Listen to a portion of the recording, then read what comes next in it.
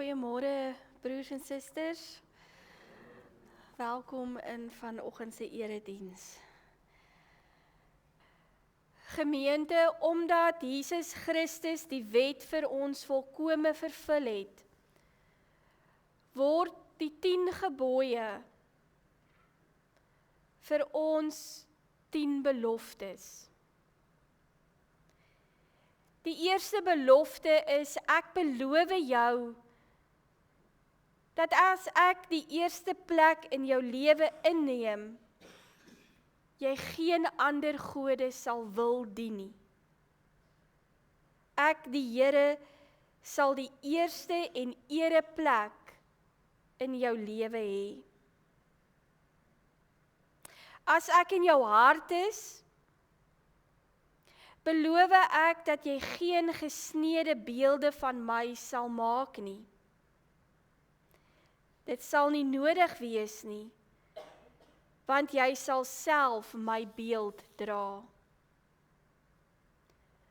As jy my liefhet, sê Jesus, beloof ek jou, dat my naam nooit 'n vloekwoord oor jou lippe sal kan wees nie, maar steeds en in alle omstandighede deur jou in ere gehou sal word. As ek die ereplek in jou lewe het, beloof ek jou dat die Sondag die hoogtepunt van jou week sal wees. Dit sal vir jou 'n vreugde wees om te kom. 'n Dag nie om teen-op te sien nie, maar na uit te sien. As ek in jou lewe is, beloof God vir jou dat dit vir jou 'n voorreg sal wees om jou ouers te eer en lief te hê. Dit sal nie vir jou moeilik wees nie, want agter hulle sal jy my sien, wat hulle vir jou uitgekies en geleen het. Ek beloof jou dat jy nooit iemand sal wil seermaak nie, wat nog te sê doodmaak. Ek, die Here, beloof jou, dat as jy my liefhet, dit nie moeilik sal wees om aan jou lewensmaat getrou te wees nie. Gee my 'n plek in julle huwelik, en ek sal julle liefde vir mekaar en julle geluk in my hande bewaar en vashou. As ek op die troon van jou hart sit, beloof ek dat jy nie daarop ingestel sal wees om iets van 'n ander te neem nie. Jy sal daagliks vra, aan wie en waar kan ek aan 'n ander iets gee? Maar neem? Nee, nooit. As ek in jou lewe is, sê die Here, sal dit nie meer vir jou lekker wees om van 'n ander kwaad te praat nie. Ek, die Here, beloof jou, dat deur my Gees ek jou 'n loyale mens sal maak, wat van ander geen woord sal sê, as dit nie iets goed kan wees nie. Ek beloof dat ek deur my Gees aan jou vir jou so sal vul met dankbaarheid, dat jy niks meer sal begeer nie. Jy sal vergenoeg wees met wat jy het, met die besef dat God gee, soos wat hy dit nodig vind.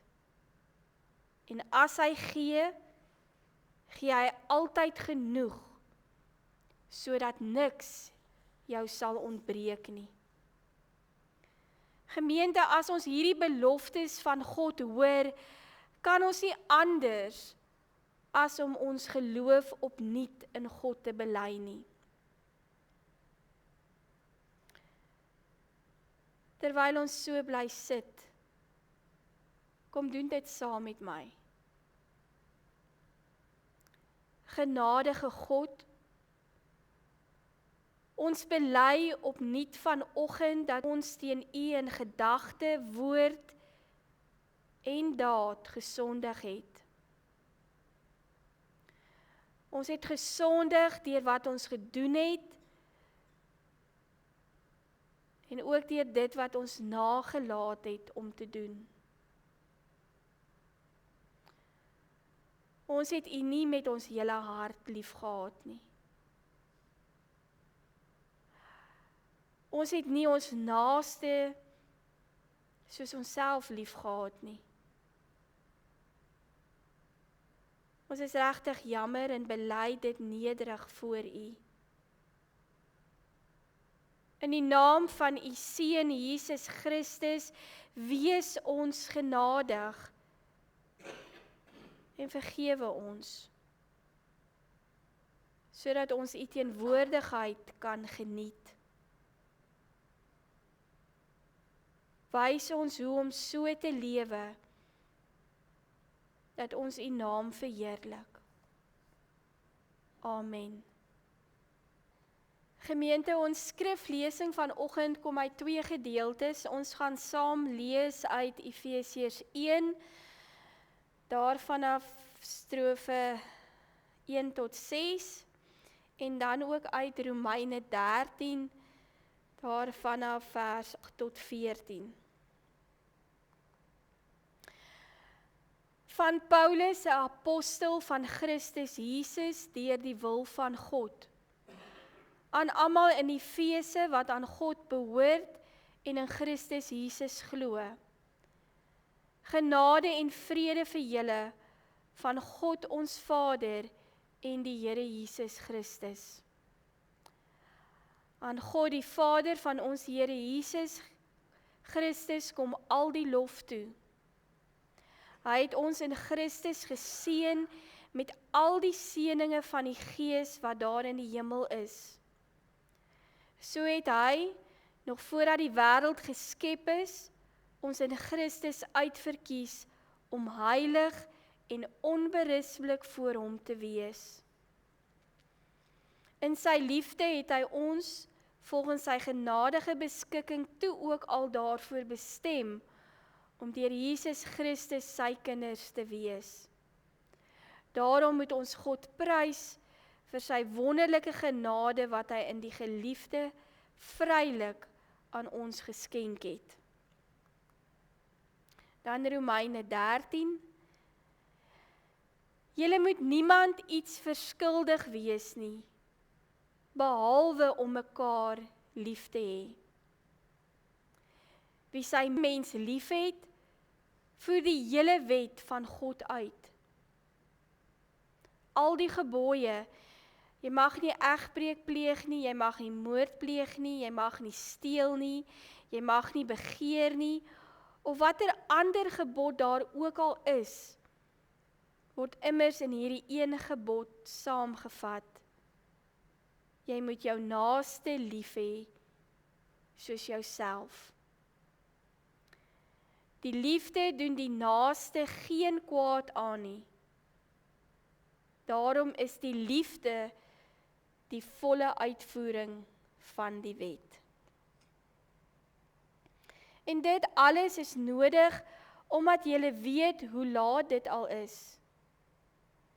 Die uur is reeds daar dat julle uit die slaap moet wakker word, want die tyd van ons finale verlossing is nou nader, as toe ons tot die geloof gekom het. Die nag is byna verby, dit is amper dag. Laat ons dan ophou met die werke van die duisternis. Laat ons die wapens van die lig opneem. Ons moet welvoeglik lewe, soos dit in die daglig hoort. Daar moet geen drinkery, uitspattigheid, geen ontug en onsedelikheid, geen jerisie en jaloesie wees nie. Julle moet lewe soos volgelinge van die Here Jesus Christus en nie voortdurend daarop uit wees om julle sondige begeertes te bevredig nie. Tot sover ons skriflesing vanoggend. wie 'n kind van God is, luister na die woorde van God. Na u welbehae.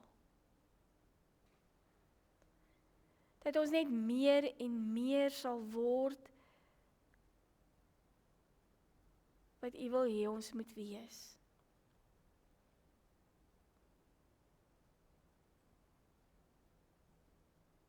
Vader, vandag bid ons vir hulle wat swaar kry.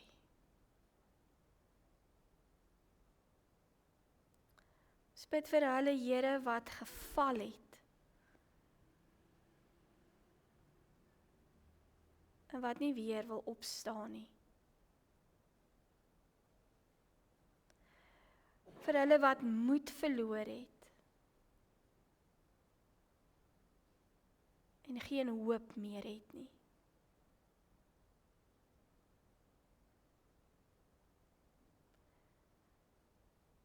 Ons bid vir hulle wat siek is.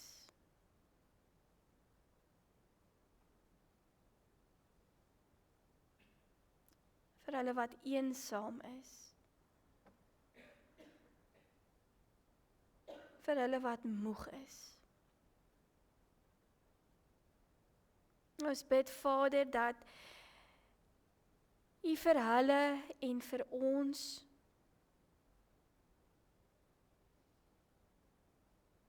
sal terugbring, sal genees, sal ophelp, 'n visie sal kom gee.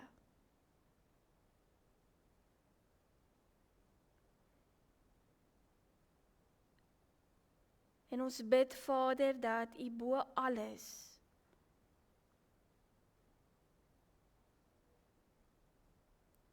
hulle en vir ons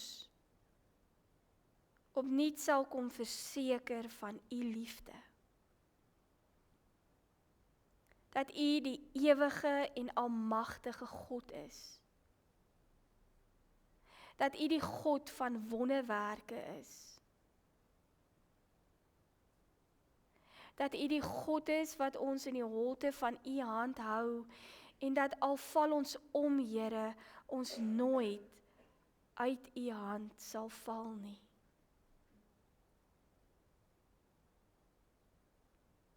Smeek u vanoggend, Here,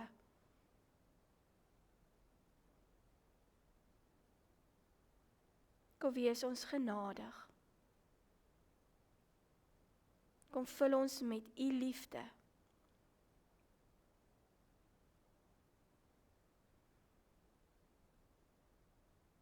Ons bid dat u in en deur en met ons sal praat. En dat ons wag hieruit sal stap met moed, met krag en met hoop. Hoor ons as ons hierdie dinge van u vra. Amen.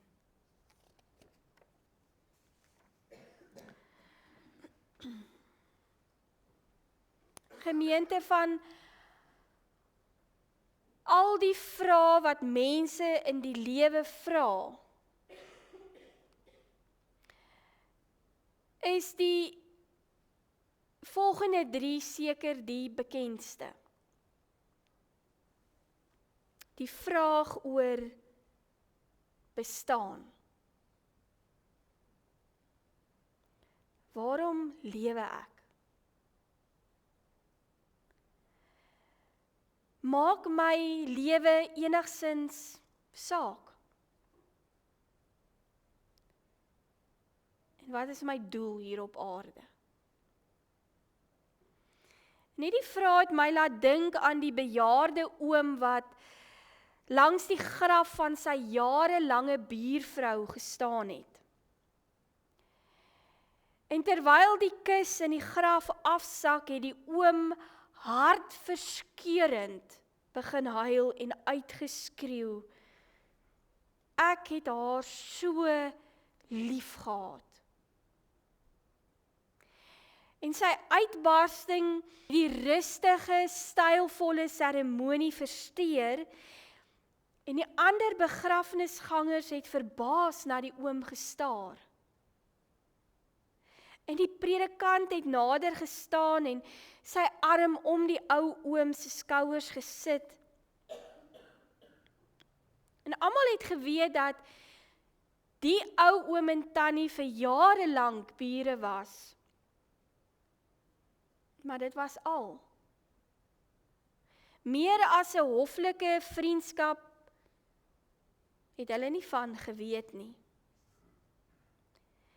En toe die mense al begin wegbeweeg het die oom weer hartseer geprewel. Ek het haar so lief gehad. En die dominee het nader gestaan en vir die oom gesê, dis nou tyd dat hulle huis toe moet gaan. En weer het die oom gesê, ek het haar so lief gehad.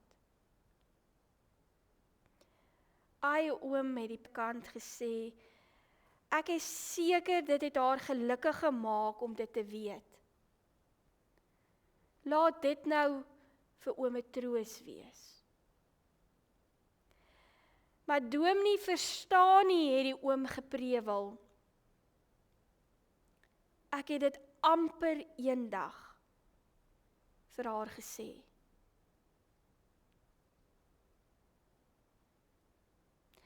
Ek het dit amper eendag vir haar gesê. Gemeente, hierdie oom dink ek het te laat in die lewe die sin en die doel van sy lewe ontdek. En die vraag, waarom lewe ek, kan ek vir u vandag sê, is 'n baie ou vraag. Baie jare gelede het die profeet Jeremia ook hierdie vraag gevra.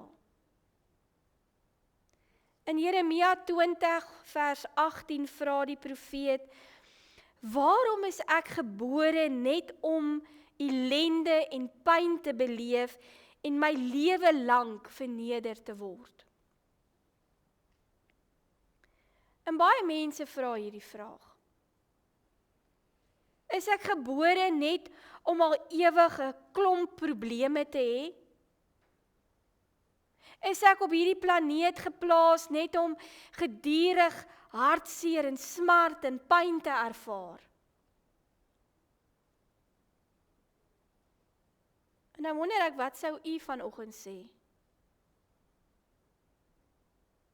Wat is die doel van u lewe?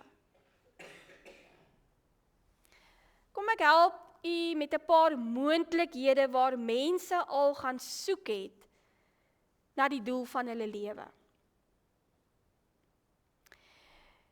Die mistiese benadering sê, kyk net na binne en vind jou doel binne-in. As dit so maklik was, sou ons almal mos ons doel geken het. Die filosofiese benadering sê, en hier kry ons bietjie verskillende antwoorde. Die natuurkundige sê, die doel van die lewe is net om homself in stand te hou.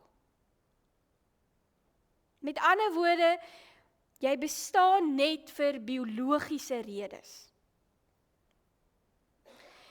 Die hedonis sê, die doel van die lewe is plesier. Hê pret en plesier. Die materialis sê, die lewe is alles oor die verkrigting van dinge. Hoe meer dinge jy het, hoe meer sinvol sal jou lewe wees. As dit jou nie help nie, kan jy die selfhelp benadering probeer volg. Jy kan in enige boekwinkel ingaan en jy sal honderde boeke vind wat jou gaan help om die doel van jou lewe te bereik. En in al hierdie boeke sal jy elke keer min of meer dieselfde resep kry. Hulle sê, jy moet jou lewe se doel uitdink. En dan gee hulle almal basies dieselfde benadering. Vind jou ambisie. Ontdek jou drome. Glo in jouself. Vind uit waarmee jy goed is.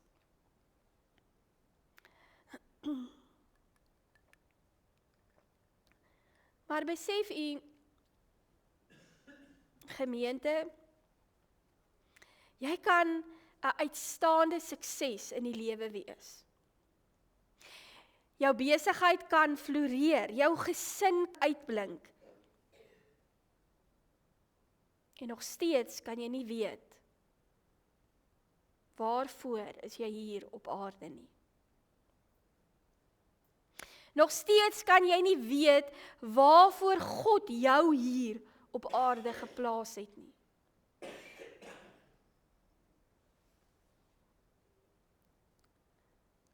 Ek wil vanoggend vir u sê, die doel van jou lewe is baie groter as jou eie persoonlike vervulling. Hoor mooi wat ek sê. Die doel van jou lewe is baie groter as jou eie geluk en jou eie gemoedsrus.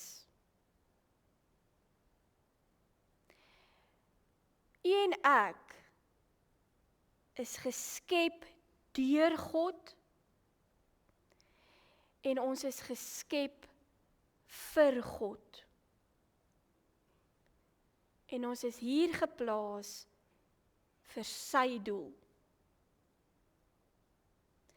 En voor ons dit nie verstaan nie, gaan die lewe nie sin maak nie. Spreuke 16 vers 4 sê uitdruklik, God het alles gemaak met 'n doel. God het nog nooit iets gemaak sonder 'n doel nie. Elke rots, elke plant, elke dier. En as jy vanoggend lewe, het ook jy 'n doel.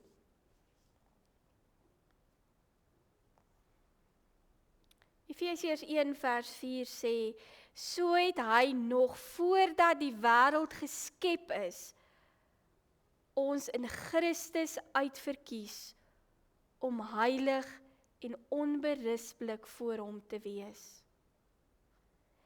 In sy liefde het hy ons, volgens sy genadige beskikking, toe al daarvoor bestem, om deur Jesus sy kinders te wees. Hoor jy wat hier staan? God kom vanoggend en hy sê vir u en vir my, ek het jou gemaak om jou lief te hê.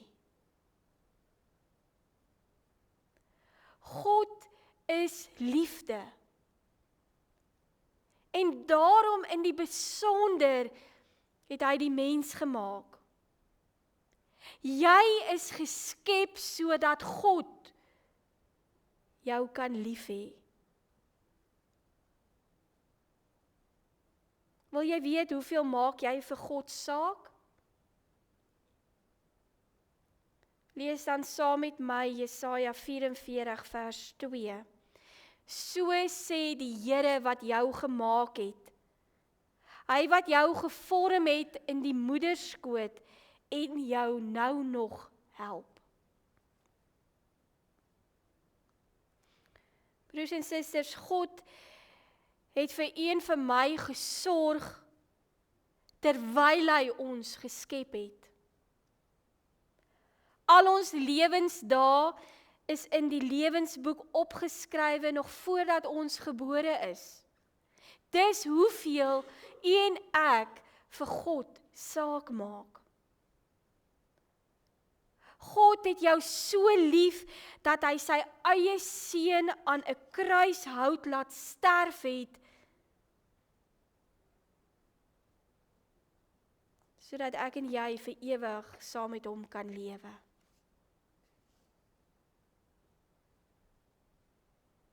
Dis hoeveel en ek saak maak vir God. Soveel dat hy jou by hom wil hê vir die res van die ewigheid. God wil vir u en vir my altyd by hom hou. God antwoord dus die vraag oor bestaan, waarom lewe ek? God antwoord die vraag, maak my saak? God antwoord ons deurdat hy sê, ek het jou gemaak om jou lief te hê. Ek het jou gemaak om ander lief te hê. Dis waarom jy lewe.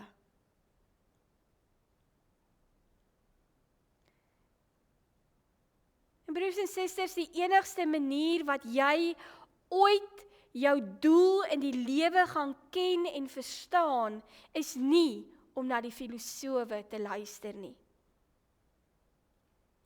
Jy gaan ook nie die doel en die betekenis van die lewe ken en verstaan as jy maar net na binne kyk nie. Want daar gaan jy dit nie vind nie. Dit gaan jou ook nie help om al die selfhelpboeke te lees nie, want hulle sê maar net, jy moet vir jouself 'n doel skep. Dit gaan jou ook nie help om na die een of ander geselsprogram te kyk en te hoor wat mense aan die ander kant kan sien nie. Dit gaan jou ook nie help om die teeblare of die sterre te lees nie.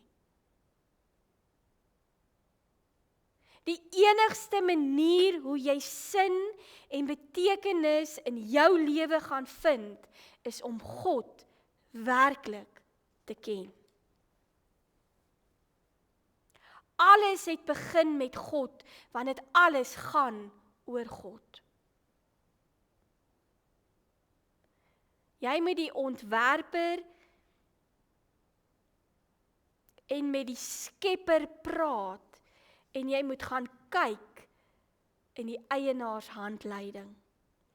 Dis die enigste manier waarop jy ooit jou doel en betekenis sal ken en verstaan. As jy jou doel in die lewe wil vind, begin deur God werklik te ken. En hoe meer jy God leer ken, hoe meer gaan jy die betekenis en die doel van jou lewe verstaan.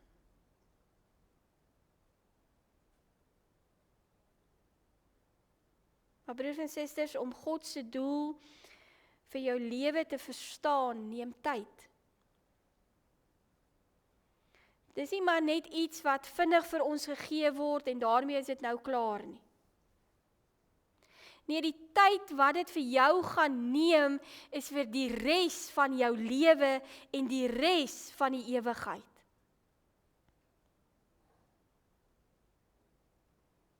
Wat gaan dit van my en jou vra?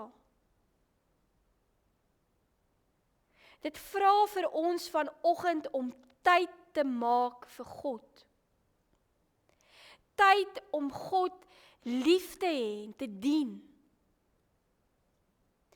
Tyd om nie te vra, waarom lewe ek nie, maar om te vra, waartoe God my roep.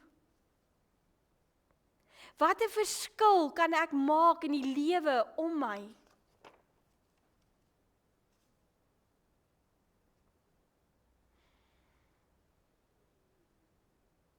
Dalk my liewe broer en suster, is dit om vir daardie een persoon in jou lewe te sê, ek is jammer. Ek vergeet. Jy is spesiaal. Ek is lief vir jou. Want God is liefde.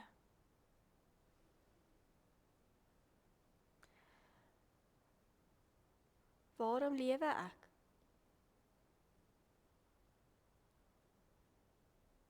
Waarom lewe jy?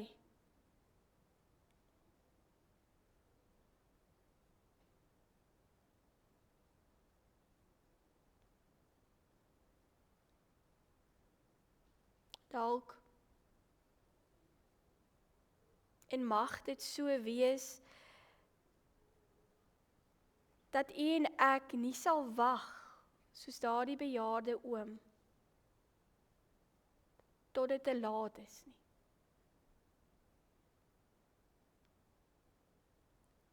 Gaan sê vandag jy is jammer. Gaan sê vandag ek vergewe jou.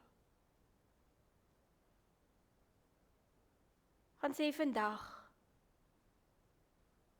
jy is vir my kosbaar.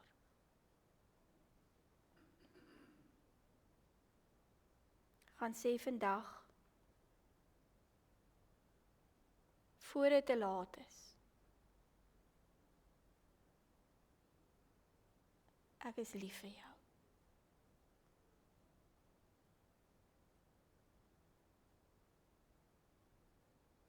Want God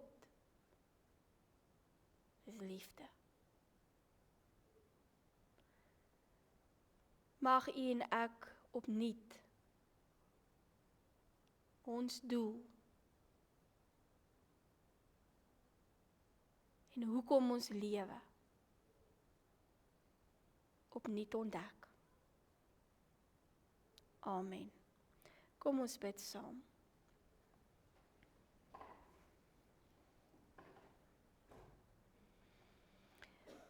Almagtige ewige God, vandag wil ons vir U kom dankie sê.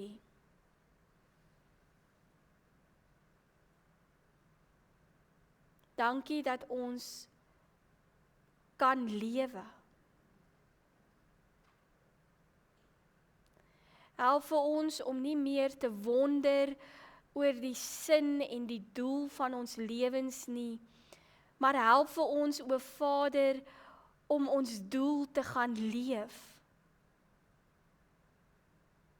Om lief te hê, soos wat U lief gehad het.